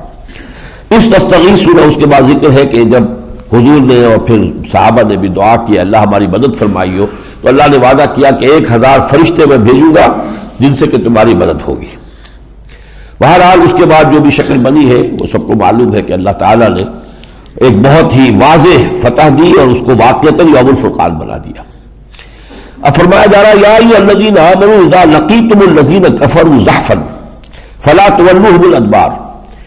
اہل ایمان اب جب یہ سلسلہ شروع ہو گیا ہے، اس لیے کہ یہ حضور کی دعوت اور حضور کی جد و جہد یہ اس مرحلے میں آ گئی ہے، عام کانفلکٹ، مسلح تصادم۔ اس سے پہلے تو 15 برس تک دعوت اور تزکیہ، تربیت اور تعلیم وہ تو جو درویشانہ کام ہو رہے تھے، بانشہ درویشی در ساز و دمادم زن۔ اب وہ مرحلہ آ گیا کہ جو پختہ شوی خدرا بر سلطنت جب زن، اب ٹکراؤ شروع ہو گیا ہے۔ لہذا یہ کہ اب جو ہدایت دی جا رہی ہے کہ اے مسلمانوں یہ سلسلہ اب چلے گا، یا ایھا الذین آمنوا اذا لقیتم الذین کفروا زحفا، جب تمہاری ملاقات ہو کفار سے جنگ کے میدان میں، فلا تولوہم الادبار، تو دیکھو انہیں کبھی پیٹھ نہ دکھانا۔ ومن یولہم یومئذ دبرہ، اور جو شخص اس دن انہیں اپنی پیٹھ دکھا دے گا، الا متحرفا لقتال، سوائے اس کے کہ وہ کوئی جنگی چال ہی کی شکل میں ہو، کہ کوئی جیسے کہ شمشیر زنی میں کوئی شمشیر زن جو پیترا بدلتا ہے، ادھر سے ادھر جاتا ہے، اسی طریقے سے کوئی ٹیکٹیکل موو ہو اس کی وجہ سے ذرا پیچھے ہٹنا پڑے تو وہ بالکل اور بات ہے۔ اور متحیزا الی فئۃ، یا کسی اور اپنی جماعت کی طرف پیچھے ہٹ رہے ہو، جسے آرڈرلی ریٹریٹ کہا جاتا ہے۔ اگر کسی وقت ضرورت پیش آتی ہے، سمجھتے ہیں کہ اس وقت ہمارا ذرا پیچھے ہٹ جانا، لیکن ایک ہے پیٹھ دکھا کر بھاگنا لوگوں کا، ایک ہے خود اس پوری فارمیشن کے ساتھ رفتہ رفتہ آرڈرلی ریٹریٹ، پسپائی جو ہے اختیار کرنا۔ ان دو کو تو مستثنا کر دیا۔ ٹیکٹیکل موو ہے، کوئی مینورنگ ہے جس کی وجہ سے ذرا پیچھے ہٹ رہے ہیں، تو اس میں تو کوئی تمہارے اوپر ملامت نہیں، لیکن اگر ان دو صورتوں کے سوا جان بچا کر پیٹھ دکھا کر بھاگے، فقد باء بغضب من اللہ، تو اس نے اللہ کا اپنے آپ کو غضب کا مستحق بنا لیا، وہ مأواہ جہنم، اس کا ٹھکانہ جہنم ہوگا، وبئس المصیر، اور وہ بہت ہی برا ٹھکانہ ہے۔ اب غزوہ بدر میں جو شکل ہوئی ہے اس پر اللہ تعالیٰ فرما رہے ہیں فلم تقتلوہم ولکن اللہ قتلہم۔ دیکھو مسلمانوں، تم نے قتل نہیں کیا ان کو، اللہ نے قتل کیا۔ وما رمیت اذ رمیت ولکن اللہ رمی، حضور نے بھی ایک مٹھی بھر کر کنکریوں کی اور پھینکی تھی لشکر کفار کی طرف، شاہت الوجوہ، چہرے بگڑ جائیں، تو آپ نے نہیں پھینکی تھی اے نبی، وہ جو مٹھی آپ نے پھینکی تھی کنکریوں کی بھر کر، وہ آپ نے نہیں پھینکی تھی، ولکن اللہ رمی، بلکہ یہ کہ در حقیقت اللہ تعالیٰ نے پھینکی تھی۔ اب یہ ذرا ایک باریک نکتہ ہے، ویسے ہمارے تمام افعال جو ہے اس میں یہ دو کمپوننٹس لازم ہیں۔ میں نے گلاس اٹھایا، ارادہ میرا تھا، لیکن اللہ کی اذن کے بغیر میں نہیں اٹھا سکتا تھا۔ جب یہ دو چیزیں شامل ہو جاتی ہیں، میرا ارادہ اور اذن رب، تب یہ عمل وجود میں آتا ہے۔ اب اس عمل کو یہ بھی کہا جا سکتا ہے کہ میں اپنی طرف منسوخ کروں، میں نے گلاس اٹھایا، اور یہ بھی کہہ سکتا ہوں اللہ نے گلاس اٹھوایا، اللہ کی اجازت کے بغیر میں اٹھا نہیں سکتا تھا۔ اس حوالے سے یہ بات کہ اہل ایمان تم نے قتل کیا تو ہم نے قتل کیا اصل میں، اور اے نبی آپ نے جب وہ مٹھی پھینکی تھی تو آپ نے نہیں، ہم نے پھینکی تھی، تو اس معنی میں وہ گویا کہ ایک کمپوننٹ جو ہے اللہ کے اذن اور تائید کا، اس پر ایمفیسائز کیا جا رہا ہے۔ اور دوسری بات یہ بھی ہے فی الواقع کہ بدر کی جنگ میں جو ہے فرشتوں کی مدد بڑی واضح طور پر آئی ہے، اور اس کی جو ہے بعض صحابہ نے اس کا واقعہ مشاہدہ کیا ہے، یہ تجربہ بیان کیا ہے کہ میں نے تو وار کیا تھا، ابھی میرے وار سے پہلے وہ شخص مرا ہوا تھا، مر چکا تھا، یعنی کوئی اور بھی طاقت تھی غیر مرئی کہ جو اس وقت کام کر رہی تھی، اور اللہ تعالیٰ کی وہ جو ایک حکمت ہے وہ اس میں برسر کار تھی۔ وَلِيُبْلِيَ الْمُؤْمِنِينَ مِنْهُ بَلَاءً حَسَنًا، اور یہ سب کچھ اس لیے تھا کہ اللہ تعالیٰ اہل ایمان کو ایک آزمائش سے دوچار کر کے ان کی خوبیوں کو نکھارے، معلوم ہو۔ ظاہر بات ہے کہ امتحان میں سے کوئی گزرتا ہے تو کوئی آتا ہے ود فلائنگ کلرز آتا ہے، بہت اچھا کامیاب ہو کر آتا ہے، تو اس کی جو ہے گویا کہ وہ صلاحیتیں نکھرتی ہیں امتحانات سے۔ تو ابلا یبلی ابلاء جب باب افعال سے آتا ہے تو اس کے معنی ہوتے کسی کے کو جانچ کر اور پھر اس کی صلاحیتوں کو نکھار دینا، نمایاں کر دینا۔ ان اللہ سمیع علیم، یقیناً اللہ تعالیٰ سب کچھ سننے والا اور جاننے والا۔ ذالکم وان اللہ موہن کید الکافرین، اور دیکھو اب یہاں پر یہ ذکر ان سے خطاب ہو رہا ہے کفار مکہ سے، دیکھو یہ ہو گیا تمہارے ساتھ، اور تم نے دیکھ لیا کہ اللہ تعالیٰ کافروں کی چالوں کو ناکام کرنے والا ہے۔ ان تستفتحوا فقد جاءکم الفتح، اگر تم فیصلہ چاہتے تھے، تم نے کہا تھا فرقان، تو تمہیں فیصلہ تو مل گیا، معلوم ہو گیا اللہ کس کے ساتھ ہے۔ وَإِن تَنْتَهُوا فَهُوَ خَيْرٌ لَكُمْ، بعد آ جاؤ تو اسی میں تمہاری خیریت ہے۔ وَإِن تَعُودُوا نَعُودْ، اگر تم دوبارہ پھر کوئی اقدام کرو گے تو ہم بھی اسی طریقے سے معاملہ کریں گے۔ وَلَن تُغْنِيَ عَنْكُمْ فِئَتُكُمْ شَيْئًا وَلَوْ كَثُرَتْ، اور تمہاری یہ تعداد جو ہے خواہ کتنی بھی زیادہ ہو تمہیں فائدہ نہیں پہنچائے گی۔ وَأَنَّ اللَّهَ مَعَ الْمُؤْمِنِينَ، اللہ اہل ایمان کے ساتھ ہے۔ یا ایھا الذین آمنوا اطیعوا اللہ ورسولہ ولا تولوا عنہ وانتم تسمعون، اہل ایمان دیکھو اطاعت کیے جاؤ اللہ کے اور اس کے رسول کی، اور کبھی رسول کی طرف سے منہ نہ موڑنا، اور جبکہ تم اس کی پکار کو سن رہے ہو۔ رسول اپنی طرف بلا رہے ہیں اور تم جا رہے ہو پیٹ دکھا کر، نہیں، بلکہ یہ کہ اللہ کے اور اس کے رسول کی اطاعت، اور یہ کہ جہاں بھی رسول کی پکار آئے تو تیر کی طرح جاؤ۔ یا ایھا الذین آمنوا استجیبوا للہ وللرسول، اہل ایمان اللہ اور اس کے رسول کی پکار پر لبیک کہا کرو۔ اذا دعاکم لما یحییکم، جبکہ وہ پکارتے ہیں تمہیں اس شے کے لیے جو تمہیں اصل حیات عطا کرنے والے، حیات معنوی، حیات روحانی، یہ روحانی حیات ہے کہ جو اللہ تعالیٰ ان چیزوں کے ذریعے سے تمہیں عطا کرے گا۔ تم حیات مادی ہی کو سمجھ بیٹھے ہو کہ حیات ہے۔ وَاعْلَمُوا أَنَّ اللَّهَ يَحُولُ بَيْنَ الْمَرْءِ وَقَلْبِهِ، اور یہ جان لو اللہ تعالیٰ، کوئی شخص جو ہے اگر اللہ اور اس کے رسول کی پکار کو سنتا رہے اور ٹالتا رہے، سنتا رہے اور ٹالتا رہے، تو جیسا کہ میں نے پہلے بھی واضح کیا ہے، پھر وہ صلاحیت ہی جو ہے سلب ہو جاتی ہے۔ تو فرمایا پھر اللہ تعالیٰ حائل ہو جایا کرتا ہے بندے کے اور اس کے قلب کے درمیان، پھر توفیق ختم ہو جاتی ہے، پوائنٹ آف نو ریٹرن پر آدمی پہنچ گیا، اب اس کے لیے ممکن ہی نہیں ہے کہ وہ اللہ اور اس کے رسول کی پکار پر لبیک کہہ سکے۔ وَأَنَّهُ إِلَيْهِ تُحْشَرُونَ، اور تمہیں اسی کی طرف جمع کیا جائے گا۔ وَاتَّقُوا فِتْنَةً لَا تُصِيبَنَّ الَّذِينَ ظَلَمُوا مِنكُمْ خَاصَّةً، اور ڈرو اس عذاب سے کہ جب وہ آئے گا تو تمہارے صرف گناہگاروں کو اپنی لپیٹ میں نہیں لے گا، بلکہ یہ کہ گیہوں کے ساتھ گھن بھی پس جائے گا۔ وَاعْلَمُوا أَنَّ اللَّهَ شَدِيدُ الْعِقَابِ، اور جان رکھو کہ اللہ تعالیٰ سزا دینے میں بہت سخت ہے۔ اس کے بعد کی 3 آیات جو ہیں وہ پھر خاص طور پر ہم مسلمانان پاکستان اور ان میں سے بھی کہ جو مہاجرین ہیں جو ہندوستان سے آئے، ویسے یہ کہ پوری تحریک پاکستان جس بنیاد پر چلی ہے ان سب پر اس کا بڑا گہرا انطباق ہے۔ وَاذْكُرُوا إِذْ أَنْتُمْ قَلِيلٌ مُسْتَضْعَفُونَ فِي الْأَرْضِ، ذرا یاد کرو اے مسلمانوں جب تم تعداد میں کم تھے اور تمہیں دبا دیا گیا تھا زمین میں۔ مکے میں کیا ہو رہا تھا، کس طرح ٹارچر کیا جا رہا تھا، کس طرح تمہیں ستایا جا رہا تھا، کتنی تکلیفوں میں تھے، تمہیں دبا لیا گیا تھا جبکہ تم تعداد میں کم تھے۔ تخافون ان یتخطفکم الناس، تمہیں اندیشہ تھا کہ لوگ تمہیں اچک لیں گے۔ فآواکم، تو اللہ نے تمہیں پناہ دی، وأیدکم بنصرہ، اور تمہاری تائید کی اپنی نصرت سے، ورزقکم من الطیبات، اور تمہیں رزق دیا پاکیزہ چیزوں کا، لعلکم تشکرون، تاکہ تم شکر کرو۔ اب ہندوستان میں تحریک پاکستان کی اصل بنیاد یہی تھی کہ ہم اقلیت میں تھے، ہندو اکثریت میں تھے، بڑے منظم تھے، سرمایہ دار تھے، تعلیم یافتہ تھے، اندیشہ تھا کہ یہ ہمیں ایکسپلائٹ کریں گے، ہمیں دبائیں گے، ہماری زبان ہماری ثقافت کو بھی برباد کریں گے، اور بس پڑے گا تو ہمیں ہندو بنائیں گے۔ شدی کی تحریک کو شروع کر چکے تھے۔ یہ سارے خوف تھے جن کے بنا پر کہ وہ تحریک پاکستان چلی ہے۔ ایک فیئر کمپلیکس تھا ایک چھوٹی قوم کو، مسلمان قوم کو، ایک بڑی قوم ہندو قوم کے مقابلے میں، اسی کا اللہ نے یہ ہے کہ پاکستان دیا، پھر جو لوگ یہاں آئے انہیں پناہ دی۔ اس کے علاوہ یہ کہ کس قدر اللہ نے بچایا ہے پاکستان کو کس کس مرحلوں میں۔ وہ تو سمجھتے تھے کہ یہ جو قتل و غارت ہو رہا تھا، ٹرانسفر آف پاپولیشن ہو رہی تھی، اسی میں پاکستان ختم ہو جائے گا، چند مہینوں کے اندر اندر گھٹنے ٹیک دیں گے اور پاکستان نہیں چل پائے گا۔ کوئی فنڈز نہیں دیے تھے، تنخواہ دینے کے پاس تو قائد اعظم کے لیے کے پاس جو ہے پیسے نہیں تھے۔ ان بے سر و سامانی کے حال میں یہ ملک چلا ہے۔ پھر یہ کہ آپ کو معلوم ہے سن 65 میں کس طرح اللہ نے بچایا ہے کہ BBC پر ٹیلی ویژن پر دکھا دیا گیا کہ فال آف لاہور، لاہور پر تو ہندوؤں کا قبضہ ہو گیا بھارتیوں کا۔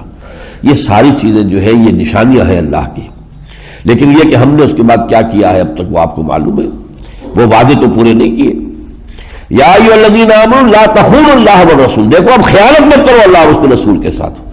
تم نے وعدہ کیا تھا، تم نے کہا تھا اللہ تیرے دین کا بول بالا کریں گے، تم نے تو یہ عہد کیا تھا لا تخونوا اللہ والرسول وتخونوا اماناتکم، اور اپنی امانتوں میں خیانت نہ کرو، وانتم تعلمون، جانتے بوجھتے، واعلموا انما اموالکم واولادکم فتنہ، اور جان لو کہ تمہارے اموال اور تمہارے اولاد جو ہے یہ فتنہ ہے، واللہ ان اللہ عندہ اجر عظیم، اور یقینا اللہ ہی کے پاس ہے بڑا اجر۔ اب مجھے کچھ بیچ میں سے چھوڑنا ہوگا. قتال کا جو مرحلہ شروع ہوا ہے تو اب وہ آیت جو سورہ بقرہ میں بھی آئی تھی یہاں مزید نکھر کر آ گئی ہے. وہاں آیت ہم نے پڑھی تھی قاتلوہم حتی لا تکون فتنۃ ویکون الدین للہ. اب جب یہ قتال کا مرحلہ شروع ہو گیا ہے تو یہ مرحلہ جاری رہے گا، قتال جاری رہے گا یہاں تک کہ فتنہ و فساد فروغ ہو جائے اور دین کل کا کل اللہ کا ہو جائے، اللہ کے لیے ہو جائے، اللہ کا حکم جو ہے پوری زندگی کے اوپر حاوی ہو، جاری و ساری ہو. یہاں اس میں اضافہ کیا گیا کل کا، وَقَاتِلُوهُمْ حَتَّى لَا تَكُونَ فِتْنَةٌ وَيَكُونَ الدِّينُ كُلُّهُ لِلَّهِ. پورا کا پورا دین، یہ نہیں کہ زندگی کا کوئی گوشہ تو اللہ کے حکم کے تابع ہے، باقی کوئی زندگی کے اور گوشے جو ہیں وہ اللہ کے حکم سے مبرہ ہے، علیحدہ ہے، مستثنیٰ ہے، نہیں. فَإِنْ انْتَهُوا فَإِنَّ اللَّهَ بِمَا يَعْمَلُونَ بَصِيرٌ. پھر اگر یہ لوگ باز آ جائیں جو اللہ کے دین کی مخالفت کر رہے ہیں، روڑے اٹھا رہے ہیں، اگر باز آ جائے تو اللہ تعالیٰ جو کچھ یہ کر رہے ہیں اس کو جانتا ہے. وَإِنْ تَوَلَّوْا فَاعْلَمُوا أَنَّ اللَّهَ مَوْلَاكُمْ. اور یہ کہ پھر اگر وہ نہ مانے تو جان لو کہ اللہ تمہارا حمایتی ہے، ساتھی ہے، مددگار ہے. نعم المولا و نعم النصیر. وہ یقیناً بہت ہی اچھا ہے حمایتی اور بہت ہی اچھا ہے مددگار. وَاعْلَمُوا أَنَّمَا غَنِمْتُم مِّن شَيْءٍ فَأَنَّ لِلَّهِ خُمُسَهُ وَلِلرَّسُولِ وَلِذِي الْقُرْبَىٰ وَالْيَتَامَىٰ وَالْمَسَاكِينِ وَابْنِ السَّبِيلِ إِن كُنتُمْ آمَنتُم بِاللَّهِ وَمَا أَنزَلْنَا عَلَىٰ عَبْدِنَا يَوْمَ الْفُرْقَانِ يَوْمَ الْتَقَى الْجَمْعَانِ وَاللَّهُ عَلَىٰ كُلِّ شَيْءٍ قَدِيرٌ. اب وہ حکم بیان کیا جا رہا ہے جو پہلے کہا تھا کہ انفال جو ہے نفل سے بنا ہے، یعنی جنگ میں اصل شے تو مقصود ہوتی ہے فتح، لیکن یہ کہ جو کوئی مال بھی ساتھ آ گیا وہ گویا کہ نفل ہے، تو انفال نفل سے بنا، اضافی شے جو مل گئی وہ مال غنیمت کو وہاں انفال کہا گیا. یہاں لفظ غنیمت استعمال کیا. وَاعْلَمُوا أَنَّمَا غَنِمْتُمْ. اب جو بھی تمہیں کچھ مل گئی ہے غنیمت من شَيْءٍ فَأَنَّ لِلَّهِ خُمُسَهُ وَلِلرَّسُولِ.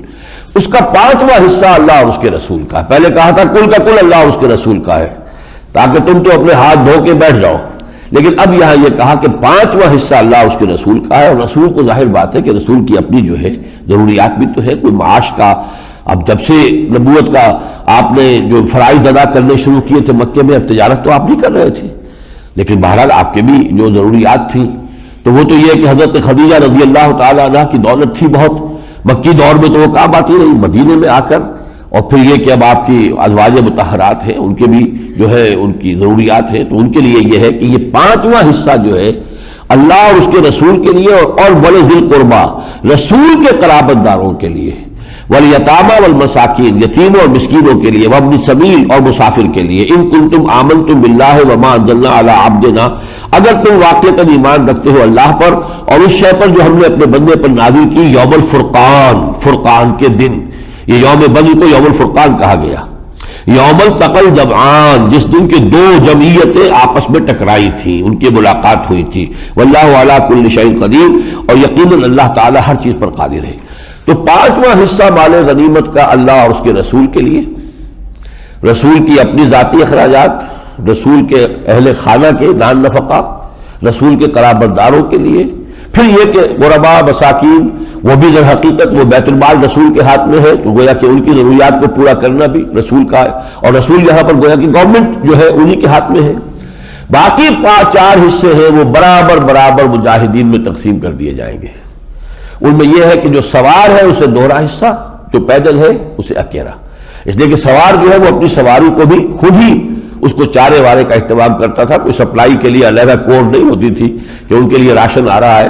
ہر شخص اپنے لیے بھی راشن لے کر خود نکلتا تھا جنگ کے لیے جب نکلتا تھا، اور اپنا جو بھی گھوڑا ہے یا اونٹ ہے اس کے لیے بھی چارے کا بندوبست وہ خود کرتا تھا. لہذا سوار کو دوہرا حصہ اور پیدل کو اکیلا، اور برابر برابر تقسیم ہو جائے گا.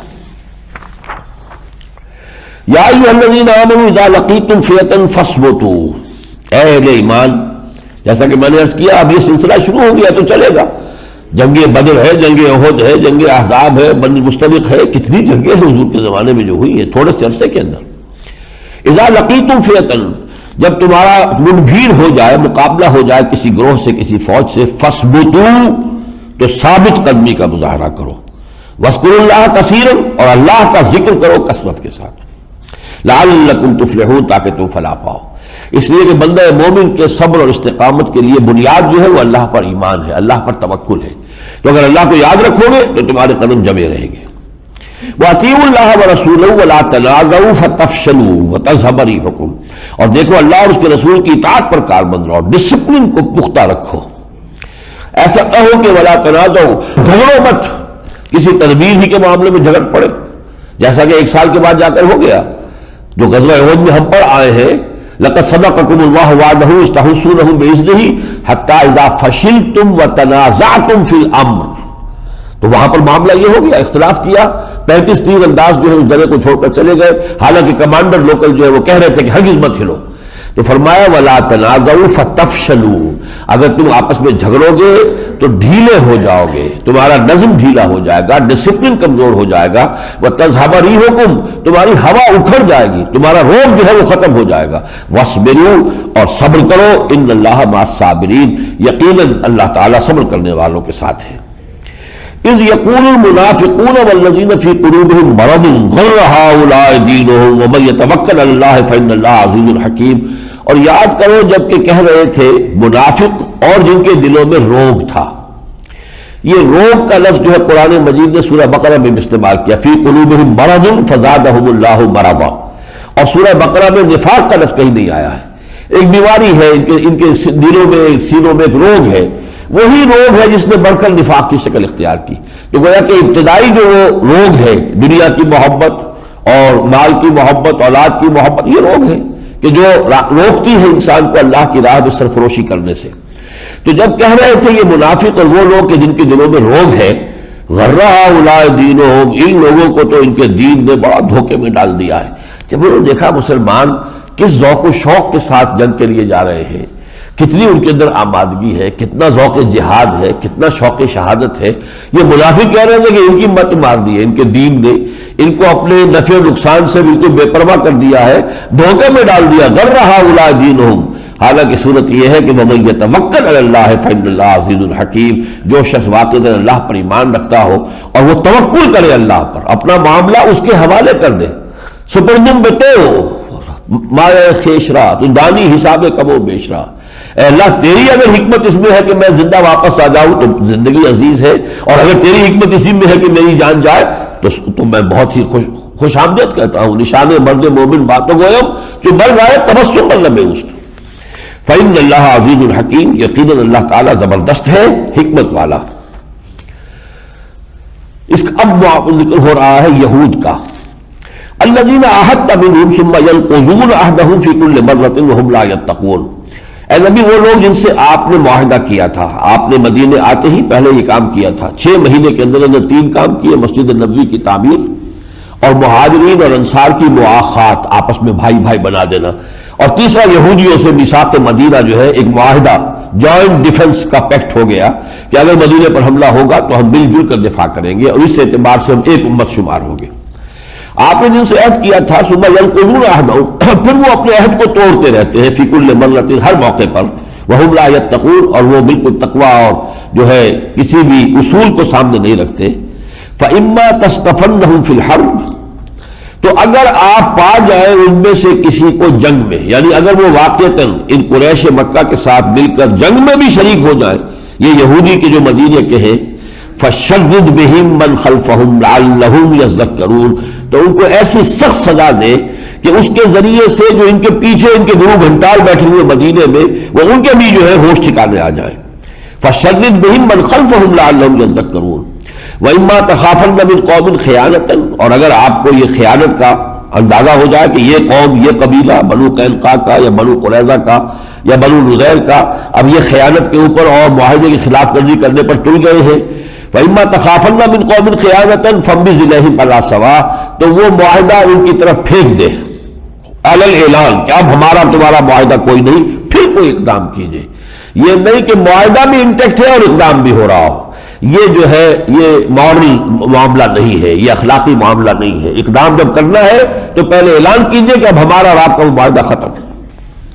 ان اللہ لا يحب الخائنین، یقیناً اللہ تعالیٰ خیانت کرنے والوں کو پسند نہیں کرتا. وَأَعِدُّوا لَهُم مَّا اسْتَطَعْتُمْ، اب یہ بھی آیت جو ہے آج کل کے ہمارے حالات میں بڑی اہم ہے. ان کے لیے پوری طرح ساز و سامان فراہم کرو، اسلحہ اور ہر چیز، استطاعتم، جتنا تمہاری استطاعت میں ہے، من قوت، قوت سے بھی، ومن رباط الخیل، اور گھوڑوں کو پالنا اور گھوڑوں کو سدھانا، ترہبون بہ عدو اللہ وعدوکم، جس کے ذریعے سے تم روب ڈال سکو اللہ کے دشمن پر اور اپنے دشمن پر، وآخرین من دونہم، ایک تو تمہارے دشمن ہے جو سامنے نظر آ رہے ہیں قریش مکہ، اور ایک اور دشمن ہے جو تمہاری اپنی صفوں میں ففتھ کالمسٹ ہے، جو ان سے مرے ہیں، لا تعلمونہم اللہ یعلمہم، تم انہیں نہیں جانتے، اللہ انہیں جانتا ہے۔ اب یہ جو ڈیٹرنٹ ہے کہ گھوڑے جو ہے سجے ہوئے کھڑے ہوئے ہو، موجود نظر آ رہے ہو، منافقین مکہ بھی دیکھ رہے ہیں، خبریں پہنچا رہے ہیں کہ اب اتنی تیاری ہو گئی ہے مسلمانوں کے پاس، اتنا کچھ ساز و سامان اسلحہ محمد نے فراہم کر دیا ہے، تو اس لیے ان کے حوصلے جو ہے وہ یقیناً پست ہوں گے۔ وما تنفقوا من شیء، اور ظاہر بات ہے کہ سامان اور اسلحہ فراہم کرنے کے لیے تو پیسہ چاہیے، تو اب مسلمانوں کو انفاق کرنا چاہیے، اللہ کی راہ میں خرچ کرنا چاہیے، دینا چاہیے، ڈونیٹ کرنا چاہیے۔ وما تنفقوا من شیء فی سبیل اللہ، اور جو بھی تم خرچ کرو گے اللہ کی راہ میں، یوفی الیکم وانتم لا تظلمون، وہ پورا کا پورا تمہیں لوٹا دیا جائے گا قیامت کے دن، اور تم پر کوئی ظلم نہیں ہوگا۔ یا ایھا النبی حسبک اللہ ومن اتبعک من المؤمنین، اے نبی آپ مطمئن رہے، آپ کے لیے کافی ہے اللہ اور وہ جو آپ کا اتباع کر رہے ہیں اہل ایمان میں سے۔ ایک ترجمہ یہ ہے، اور ایک ترجمہ یہ ہے کہ اللہ کافی ہے آپ کے لیے بھی اور ان اہل ایمان کے لیے بھی کہ جو آپ کا اتباع کر رہے ہیں۔ یا ایھا النبی حرض المؤمنین علی القتال، اے نبی اہل ایمان کی تحریض، تشویق، ترغیب دیجئے انہیں اللہ کی راہ میں جنگ کرنے کی۔ ان یکن منکم 20 صابرون، اگر تم میں 20 ہوئے صبر کرنے والے، یغلبوا مئتین، ہمارا وعدہ ہے وہ 200 پر غالب آ جائیں گے، یعنی 10 گنا کی جمعیت جو ہے اس پر تمہیں اللہ تعالی ہمیں فتح دے گا۔ وَإِن يَكُن مِّنكُم مِّائَةٌ يَغْلِبُوا أَلْفًا، اور اگر 100 ہوں گے تو وہ 1000 پر غالب آ جائیں گے۔ مِّنَ الَّذِينَ كَفَرُوا بِأَنَّهُمْ قَوْمٌ لَا يَفْقَهُونَ، ان کافروں میں سے 1000 پر غالب آ جائیں گے اس لیے کہ انہیں سمجھ نہیں ہے، شعور ہی نہیں ہے۔ لیکن اس کے کچھ عرصے کے بعد جو آیت نازل ہوئی اسے بھی یہی پر لگا دیا گیا ہے کہ کچھ عرصے کے بعد فرمایا الآن خفف اللہ عنکم، اب اللہ نے تم پر تخفیف کر دی ہے، وعلم ان فیکم ضعفا، اس لیے کہ اللہ کے علم میں ہے کہ اب تمہارے اندر کچھ کمزوری آ گئی ہے۔ جیسے جیسے نئے اس مسلمان داخل ہو رہے تھے مسلمانوں کی صفوں میں، اب وہ تربیت کے وہ مراحل جو مکے میں گزرے تھے اتنے طویل عرصے میں، ان سب کو وہ تربیت تو میسر نہیں آ رہی تھی، اس حوالے سے جو ایوریج ہے اب مسلمانوں کا وہ گر رہا تھا، تو فرمایا کہ اللہ کے علم میں ہے علم ان فیکم ضعفا، تمہارے اندر اب کمزوری ہے۔ فَيَكُن مِّنكُم مِّائَةٌ صَابِرَةٌ یغلبوا مئتین، تو اب اگر تمہارے 100 ہوں گے صبر کرنے والے تو 200 پر غالب آ جائیں گے۔ وَيَكُن مِّنكُمْ أَلْفٌ يَغْلِبُوا أَلْفَيْنِ، اور 1000 ہوں گے تو 2000 پر غالب آ جائیں گے بِإِذْنِ اللہ، اللہ کے حکم سے، وَاللَّهُ مَعَ الصَّابِرِينَ، یقیناً اللہ تعالیٰ صبر کرنے والوں کے ساتھ ہے۔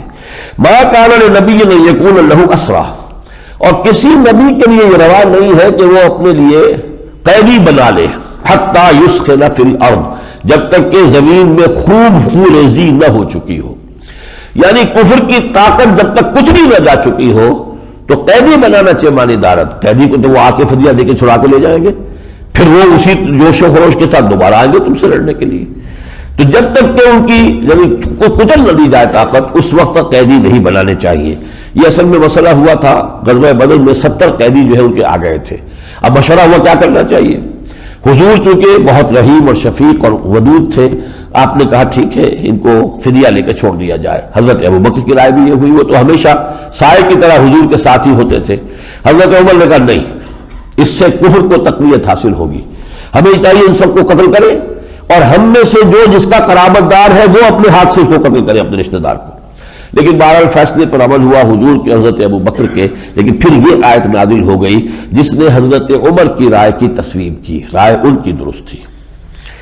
ما كان لنبي ان يكون له اسرى حتى يسكن في الارض تريدون عرض الدنيا، تم دنیا کا ساز و سامان چاہتے ہو کہ کوئی دولت مل جائے، کچھ جو ہے وہ فدیہ آئے گا تو کچھ ہمارے لیے جو ہے مال کا بندوبست ہو جائے گا۔ واللہ یرید الاخرہ، جبکہ اللہ تعالیٰ جو ہے اس کے سامنے آخرت ہے۔ واللہ عزیز الحکیم، اللہ زبردست اور حکمت والا ہے۔ اب میں آخری آیت پڑھ رہا ہوں جس میں میں نے کہا تھا کہ وہ جو ایمان کی جو ڈیفینیشن ہے اس کو 2 حصوں میں تقسیم کیا گیا۔ فرمایا والذین آمنوا وہاجروا وجاہدوا فی سبیل اللہ والذین آووا ونصروا اولئک هم المؤمنون حقا، وہاں بھی یہ الفاظ تھے اولئک هم المؤمنون حقا، وہ لوگ کہ اللہ کا ذکر ہو تو ان کے دل لرز اٹھے، قرآن پڑھ کر سنایا جائے تو انہیں خود محسوس ہو کہ ان کے ایمان میں اضافہ ہو رہا ہے، جن کے اندر یہ کیفیات ہے تو وہ حقیقی مومن ہے۔ یہاں فرمایا والذین آمنوا، اور وہ لوگ کہ جو ایمان لائے، وہ ہاجروا جنہوں نے ہجرت کی اللہ کی راہ میں، وہ جاہدوا اور جہاد کیا فی سبیل اللہ اللہ کی راہ میں، والذین آووا ونصروا اور وہ لوگ جنہوں نے انہیں پناہ دی، ٹھکانہ دیا اور مدد کی، اولئک هم المؤمنون حقا یقیناً یہ سب کے سب مومن ہیں سچے، لہم مغفرۃ ورزق کریم ان کے لیے اللہ کی طرف سے مغفرت بھی ہے اور بہت اعلیٰ روزی ہے، والذین آمنوا من بعد اور جو لوگ بعد میں آئیں گے ایمان لائیں گے، وہاجروا وجاہدوا معکم اور اب تمہارے ساتھ وہ ہجرت بھی کریں گے اور جہاد بھی کریں گے، اولئک منکم وہ بھی تمہیں میں شمار ہوں گے، واولو الارحام بعضهم اولی ببعض فی کتاب اللہ البتہ شریعت اسلامی میں جو رحمی رشتوں والے ہیں ان کے حقوق زیادہ ہیں، اب وراثت کا حکم آیا ہے تو ظاہر بات ہے کہ اس میں جو بھی رحمی رشتے ہیں انہی کے لیے ہوگا، واللہ ان اللہ بکل شیء علیم یقیناً اللہ تعالی ہر چیز سے باخبر ہے۔ بارک اللہ لی ولکم فی القرآن العظیم ونفعنی وإیاکم بالآیات والذکر الحکیم۔